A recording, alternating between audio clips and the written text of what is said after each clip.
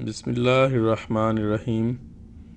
پاکستان میں جماعت احمدیہ کی مخالفت کی تازہ لہر، از منور علی شاہد، جرمنی۔ ضیاء الحق کا بنایا ہوا سیاہ قانون امتناع قادیانیت آرڈیننس نمبر 20 مکمل طور پر مذہبی جنونیوں اور انتہا پسندوں کا اعلی کار بن چکا ہے۔ اس قانون کے 26 اپریل 1984 کو نافذ ہونے کے بعد سے مخالفین جماعت احمدیہ کے خلاف اس کا اندھا دھند استعمال کر رہے ہیں۔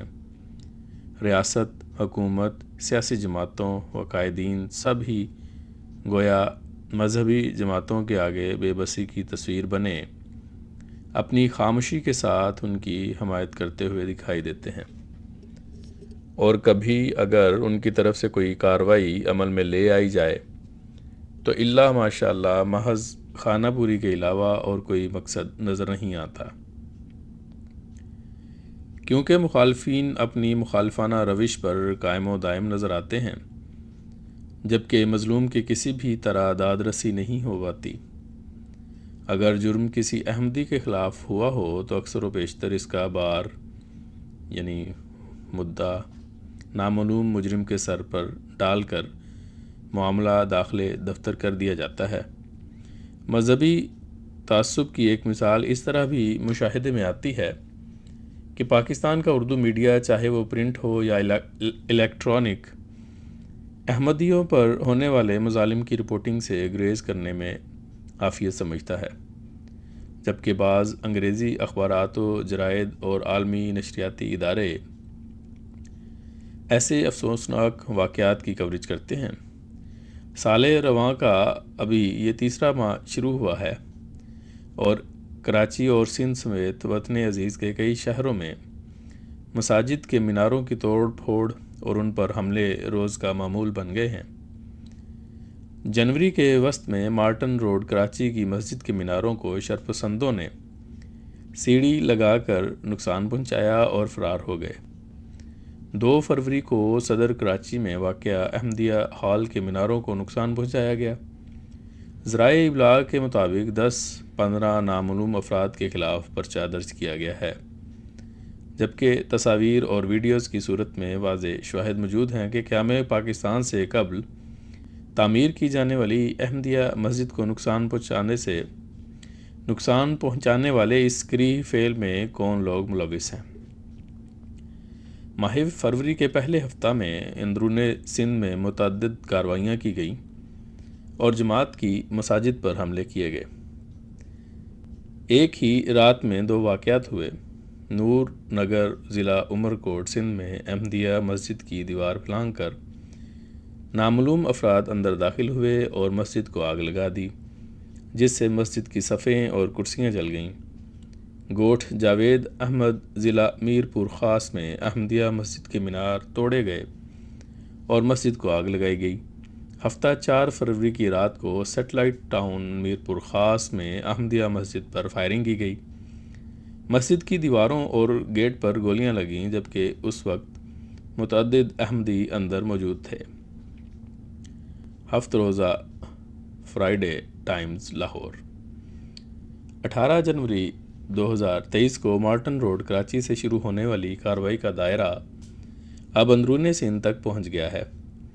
اس موجودہ صورتحال میں حکومت اور دیگر ریاستی اداروں کی طرف سے جماعت احمدیہ کے احباب کی جانوں اور اموال کو کتنا تحفظ دیا گیا، اس کا اندازہ کراچی کے additional inspector general police Javed Alam Odho کے اس بیان سے لگایا جا سکتا ہے، جو انہوں نے انڈیپینڈنٹ اردو کو انٹرویو کے دوران دیا۔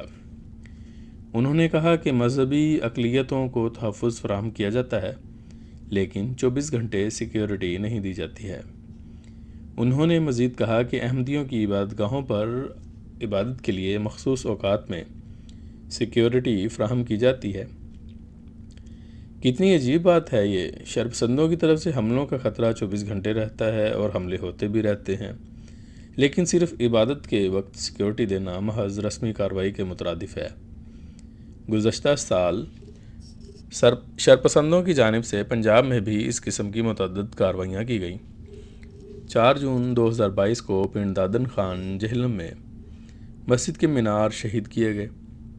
18 جون کو گجرانوالہ میں باغبان پورہ کے مقام پر لوگوں کی شکایت پر پولیس کی جانب سے مسجد کے مینارے نظروں سے اوجھل کرنے کے لیے ان کے سامنے کچھ تعمیر کیا گیا۔ دسمبر میں پولیس نے ان میناروں کو شہید کر دیا۔ 31 اگست 2022 کو ضلع جہلم میں بھی متیال نامی علاقے میں ایسا ہی واقعہ پیش آیا۔ 13 ستمبر کو گوجرا ضلع ٹوبہ ٹیک سنگھ میں بھی ایک ایسا ہی واقعہ رونما ہوا۔ 12 اکتوبر کو اوکاڑا شہر کے ایف بلاک میں پولیس نے میناروں کو کور کرایا۔ BBC اردو نیوز 4 فروری 2023۔ سائلان موضع پیروچک تحصیل ڈسکا ضلع سیالکوٹ میں مذہبی جماعت کے کارکنوں نے احمدیوں کے قبرستان میں داخل ہو کر نہ صرف قبروں کی بے حرمتی کی بلکہ کتبوں کو بھی شہید کر دیا، اور اب اس پر باقاعدہ قبضہ کر لیا گیا ہے، اور یہاں احمدی وفات یافتگان کی تدفین کی اجازت نہیں۔ یہ قبرستان 1947 سے جماعت احمدیہ کی ملکیت میں ہے۔ اس میں موجود 400 کے قریب قبروں میں 270 سے زائد قبریں احمدیوں کی ہیں، لیکن اس معاملے میں اب انتظامیہ کی طرف سے جماعت کی کسی قسم کی کوئی داد رسی نہیں کی جا رہی۔ اس وقت پنجاب سمیت پاکستان میں تمام احمدیوں کی مساجد، ان کے میناروں اور قبرستانوں پر خطرات کے بادل منڈلا رہے ہیں۔ ملک میں موجودہ سیاسی عدم استحکام سے گھناؤنا فائدہ اٹھانے کی کوشش کی جا رہی ہے۔ یاد رہے کہ موجودہ ملکی معاشی و سیاسی حالات میں مذہب کارڈ کے استعمال سے پاکستان مخالف قوتوں کو فائدہ پہنچ سکتا ہے۔ عالمی ذرائع ابلاغ ان واقعات کو ایک منظم مہم سمجھتے ہیں جو طے شدہ منصوبہ کے تحت شروع کی گئی ہے۔ BBC اردو نیوز اپنی ایک رپورٹ مطبوعہ 4 فروری 2023 میں لکھتا ہے کہ پنجاب اور سندھ میں جماعت احمدیہ کی عبادت گاہوں پر حملوں میں تیزی یہ ایک منظم مہم لگتی ہے۔ معلوم ہوتا ہے کہ سندھ میں پھیل جانے والی جماعت احمدیہ کی مخالفت کی لہر کراچی سے اٹھی ہے۔ سندھ میں ایک کلیدی عہدیدار کی تقرری کے بعد اس سب میں تیزی دیکھی گئی۔ یہ امر قابل ذکر ہے کہ مذکورہ کلیدی عہدیدار نے کرسی سنبھالنے کے 24 گھنٹے بعد ہی حکومت سندھ کو نکاح فارموں میں ختم نبوت کا کالم شامل کرنے کی تجویز پر مشتمل خط لکھ دیا تھا۔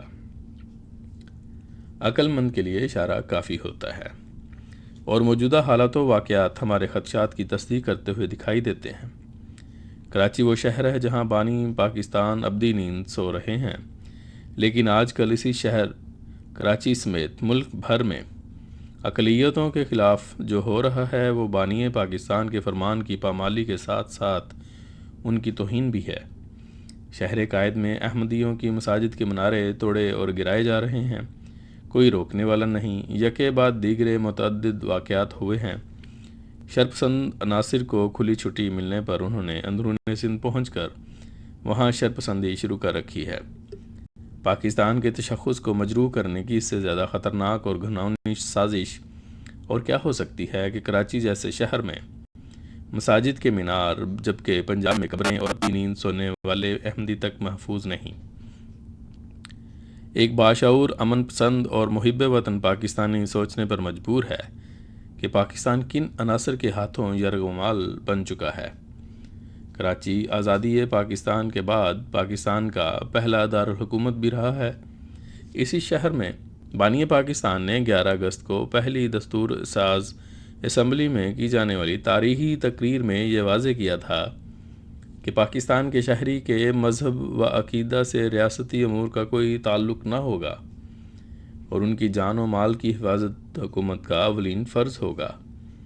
اسی تاریخی تقریر میں ہر حکومت کے اولین فرض کی نشاندہی کرتے ہوئے آپ نے فرمایا تھا کہ پہلی بات جو میں کہنا چاہوں گا، اور بلا شبہ آپ مجھ سے اتفاق کریں گے، کہ ایک حکومت کا پہلا فرض یہ ہوتا ہے کہ وہ امن و امان برقرار رکھے تاکہ مملکت اپنے عوام کی جان و مال اور ان کے مذہبی عقائد کو مکمل طور پر تحفظ دے سکے۔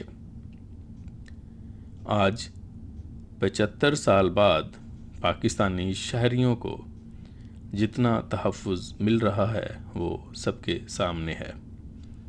الفضل 7 مارچ 2023 بروز منگل، صفحہ 19، آواز محمد فاروق سعید، UK۔